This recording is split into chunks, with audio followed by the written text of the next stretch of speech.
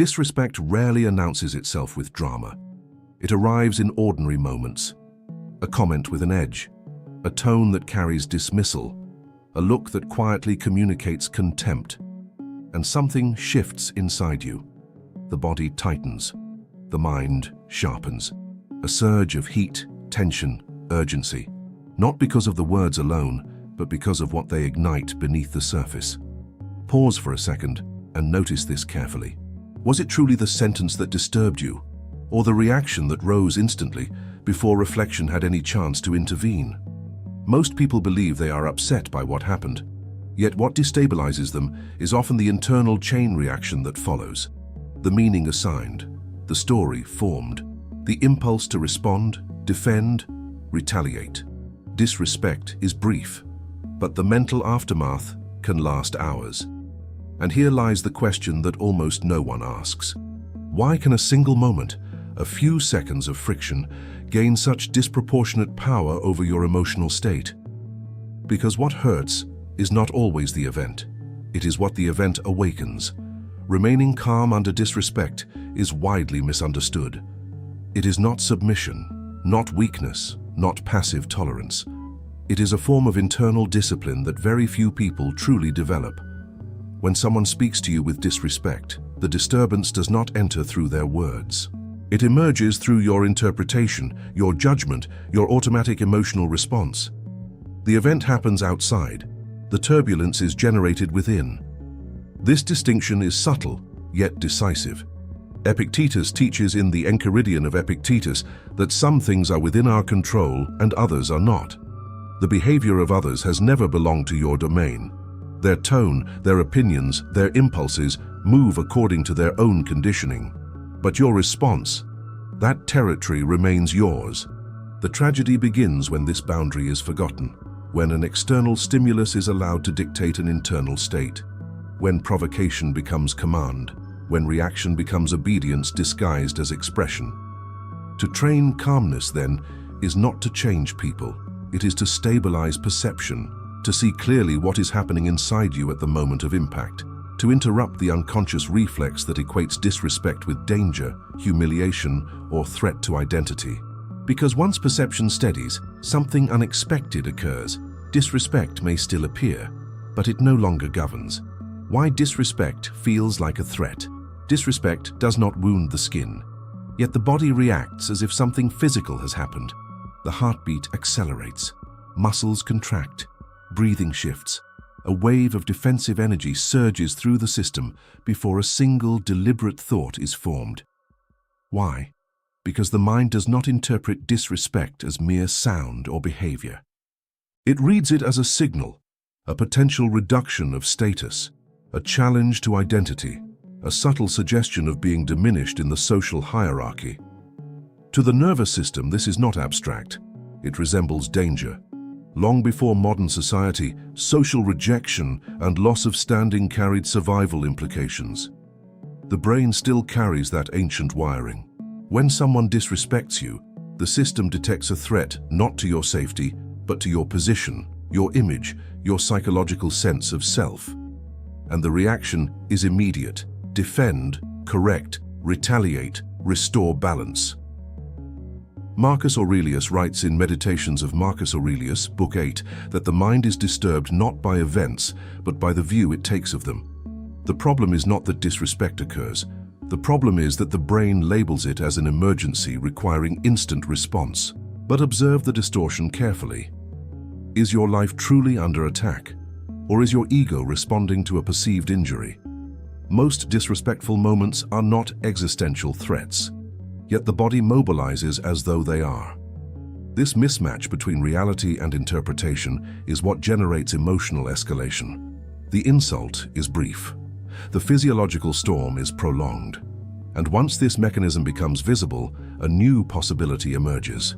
If the threat is interpreted rather than inherent, can the reaction be retrained? The hidden cost of emotional reactivity. Reacting to disrespect often feels justified. A sharp reply, a defensive explanation, a visible display of irritation.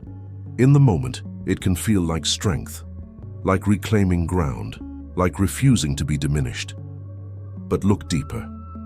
What actually happens when you react impulsively? Your emotional state becomes synchronized with the disturbance. The provocateur sets the tone, and your nervous system follows. Their instability dictates your internal climate. Their behavior defines your rhythm. Without noticing, you step into their frame. Clarity narrows, perspective contracts, reason competes with adrenaline.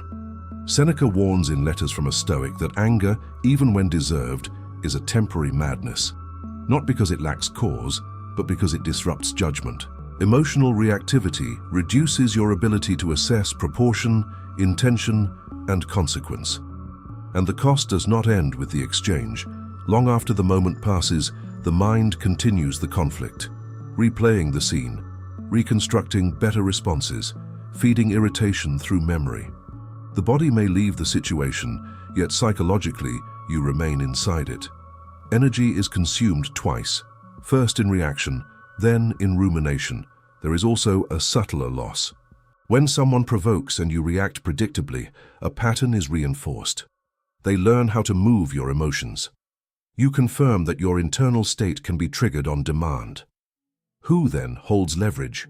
Not the one who speaks loudly, but the one who governs emotional stability. Marcus Aurelius writes in Meditations of Marcus Aurelius, Book 6, that the best revenge is not to become like the offender. Emotional reactivity quietly hands control to the stimulus you believe you are resisting. And once this inversion is understood, an uncomfortable insight appears. If reacting drains clarity, energy, and authority, why does the impulse feel so irresistible? The ego's urgent need to respond. There is a peculiar pressure that follows disrespect, an internal voice insisting, say something, correct this, do not let this stand. It rarely feels optional. It feels necessary, almost moral, as if silence were weakness and immediate response were dignity. But examine this urgency carefully. What exactly is demanding expression? Often, it is not reason. It is the ego seeking restoration. Disrespect creates a sensation of imbalance, a perception that your image, status, or value has been challenged.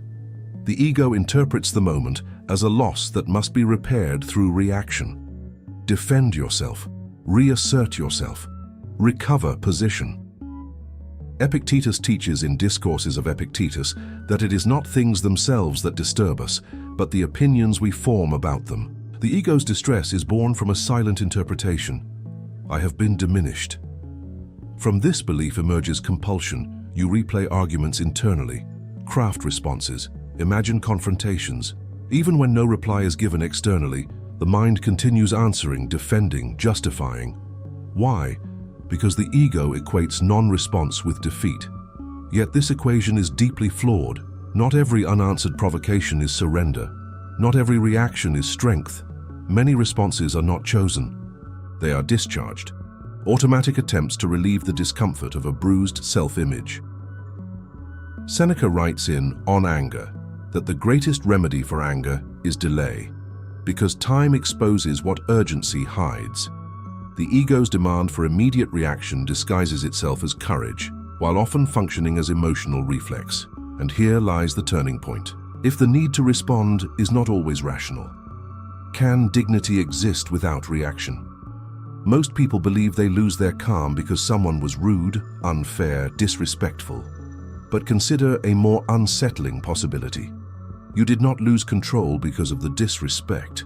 You lost it because you believed you had to react. That belief operates silently. If I do not respond, I am weak. If I do not defend myself, I am diminished. If I remain calm, they win. And so the reaction feels inevitable, even justified. Not as a choice, but as an obligation imposed by pride, fear, conditioning. Marcus Aurelius writes in Meditations of Marcus Aurelius, Book 11, that the mind becomes colored by the judgments it repeatedly accepts.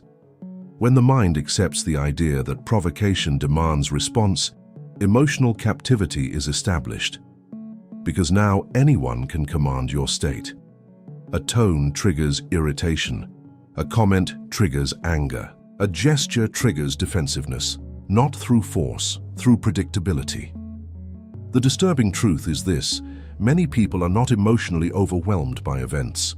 They are overwhelmed by the unquestioned assumption that reaction equals strength. Yet observe reality with precision. Does every provocation deserve engagement? Does every slight require correction? Does every disrespect demand emotional expenditure? Or has the ego convinced you that peace must be sacrificed to preserve an image? Epictetus teaches in the Enchiridion of Epictetus that freedom begins when we distinguish what depends on us from what does not. The disrespect did not belong to your control, but the reaction did. And once this inversion is seen clearly, a new question emerges. If reaction is not mandatory, where does true control begin? The Stoic gap.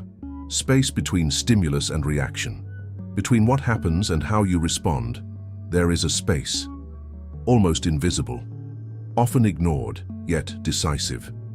Disrespect strikes, and the reaction seems instantaneous.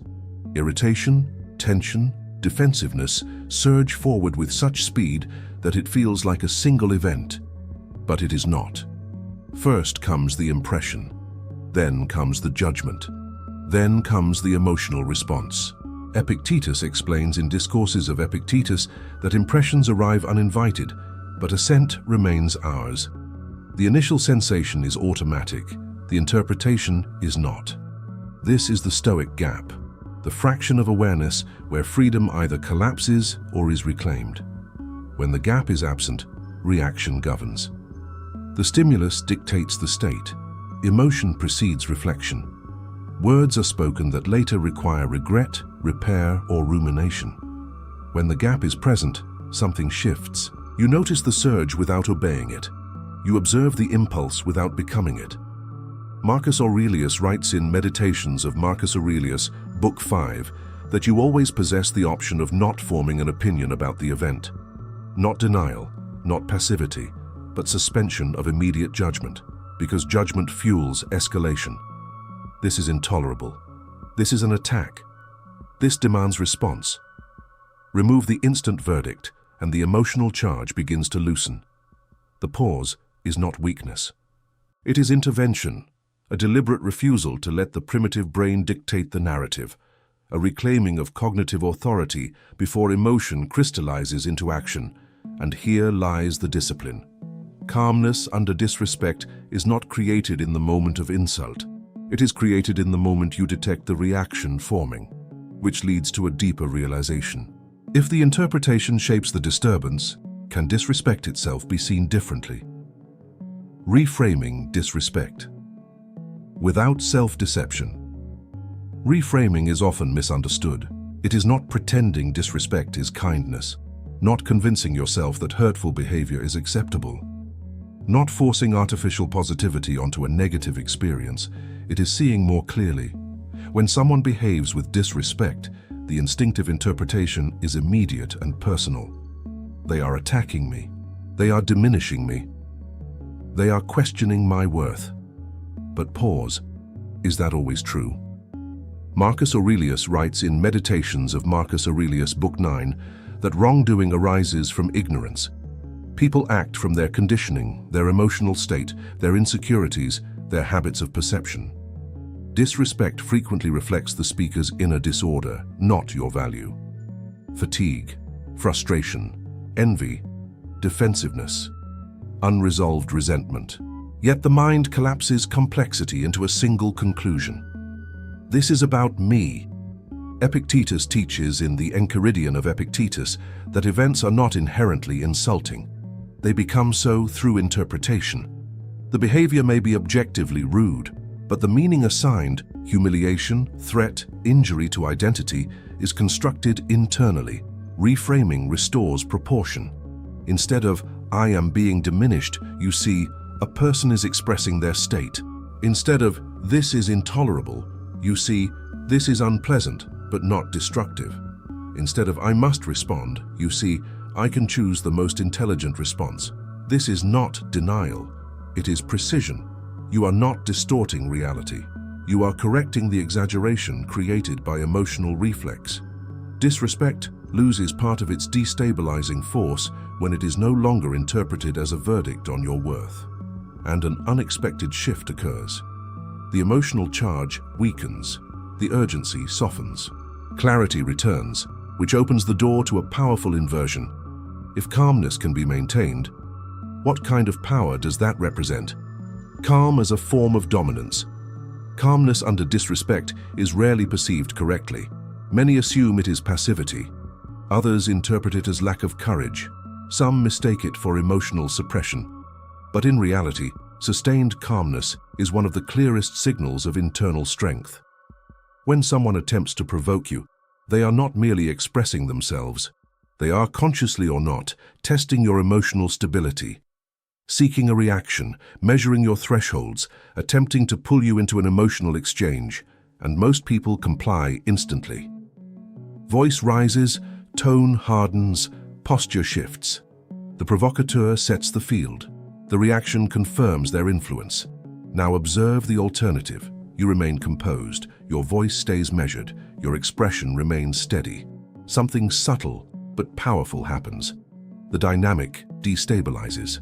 Because provocation depends on reciprocity, emotional escalation requires participation. When the expected reaction does not arrive, the psychological leverage weakens. Marcus Aurelius writes in Meditations of Marcus Aurelius, Book 7, that the mind that remains undisturbed maintains its own authority. Calmness is not withdrawal. It is control over one's internal state in the presence of external friction. And control is power, not loud power, not aggressive power, but structural power. The one who governs their reactions governs the interaction. The emotional center of gravity shifts toward stability rather than volatility. There is also a deeper layer. Predictable reactions are easy to manipulate. Stable composure is not. When your emotions cannot be easily hijacked, others lose the ability to dictate your psychological climate. You become difficult to destabilize, difficult to provoke, difficult to control. Calmness, then, becomes a form of dominance, not over others, over yourself. And from that self-mastery emerges an unexpected consequence: respect, not demanded, elicited, which leads to the essential question. If calmness is a skill rather than a trait, how is it trained? Training calm, practical mental conditioning. Calmness under disrespect is not a personality trait, it is conditioning. No one remains composed in difficult moments by accident. Emotional stability is built through repeated mental training long before the next provocation occurs. Consider how most reactions are formed. A stimulus appears. The body reacts. The mind justifies. Everything feels automatic because it has been rehearsed unconsciously for years. The same interpretations, the same emotional escalations, the same defensive scripts. Training begins by reversing this pattern. First, through awareness. You learn to detect the physiological surge at its earliest signal, the tightening in the chest, the heat of irritation, the impulse to interrupt, defend, retaliate. Noticing replaces fusion. I'm experiencing anger instead of I am angry. This distinction creates psychological distance. Epictetus teaches in Discourses of Epictetus that you are disturbed not by the impression itself, but by your assent to it. Awareness interrupts assent. The reaction loses its invisibility. Second, through mental rehearsal. Marcus Aurelius repeatedly reflects in Meditations of Marcus Aurelius, Book 2, on anticipating difficult people and unpleasant encounters. Not pessimism, preparation. You visualize moments of disrespect. You imagine remaining composed. You rehearse measured responses. The brain begins to recognize calmness as a viable pathway rather than an exception. Third, through exposure. Avoidance preserves fragility. Each time you escape discomfort, the nervous system learns that disturbance must be feared. But when you remain present under mild provocations, tolerance expands. Discomfort without collapse, irritation without explosion. Resilience develops gradually.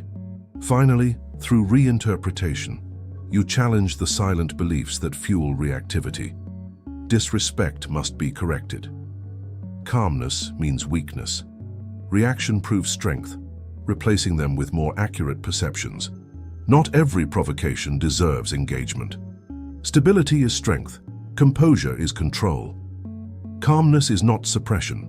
It is retraining perception, physiology, and response. And once these elements align, something remarkable becomes possible. Disrespect may still occur, but the internal storm no longer feels inevitable. What truly governs your inner state? At first glance, disrespect appears to be the cause of emotional disturbance. A rude remark, a dismissive tone, an act of insolence. The sequence seems obvious. They act. You react. The event explains the emotion. But now, a deeper structure becomes visible. Disrespect is the trigger. Interpretation is the mechanism. Reaction is the outcome. Marcus Aurelius writes in Meditations of Marcus Aurelius, Book 5, that if you are distressed by anything external, the pain is not due to the thing itself, but to your estimate of it. The event carries no intrinsic authority over your inner world. Authority is granted internally. When disrespect is interpreted as humiliation, anger surges. When interpreted as threat, defensiveness arises. When interpreted as injustice, resentment intensifies. Yet the same event, seen through a steadier lens, produces a different experience. Unpleasant, perhaps, but not destabilizing. Epictetus teaches in the Enchiridion of Epictetus that freedom begins with recognizing what depends on you. The behavior of others never did, but the judgment that transforms behavior into suffering always did. This realization is not abstract philosophy. It is psychological liberation. Because once you see that your emotional turbulence is shaped less by what happens and more by how it is processed, a shift occurs in responsibility. You stop waiting for the world to behave better. You begin training the mind to interpret more accurately. Disrespect loses its exaggerated power. Provocation loses its command. Emotion loses its tyranny. Calmness ceases to be a struggle against others. It becomes alignment within yourself. Perception stabilizes, reaction slows, choice expands, and from this alignment emerges a quiet but unshakable truth. Nothing external enters your mind with meaning attached. Meaning is assigned, which transforms the original conflict entirely. The question is no longer, how do I stop people from being disrespectful? But who governs my inner state when they are? The composure. No one can take from you.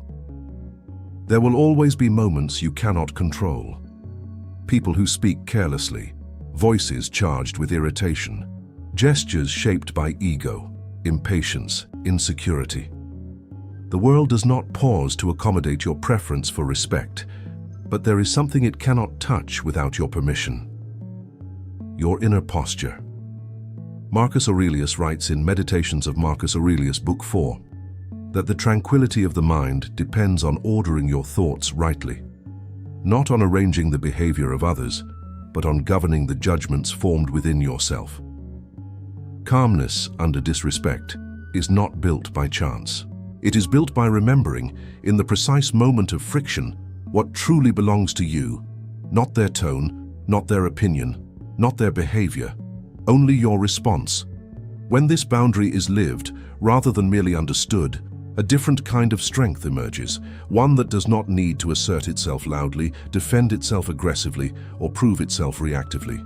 You remain steady, clear, unmoved in essence. Seneca reminds in Letters from a Stoic that the greatest power is to remain master of oneself, not because disturbances disappear, but because they no longer dictate the architecture of your inner world.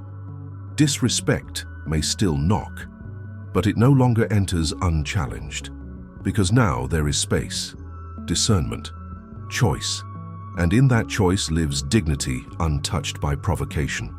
You do not control who tests your calm. You control whether your calm is conditional. The insult fades. The moment passes, your character remains, and nothing unsettles a person more than encountering someone who cannot be emotionally commandeered. This is not indifference, it is sovereignty. Thank you for watching. And if you enjoyed the video, please like, share and subscribe for more Stoic insights and watch the latest videos.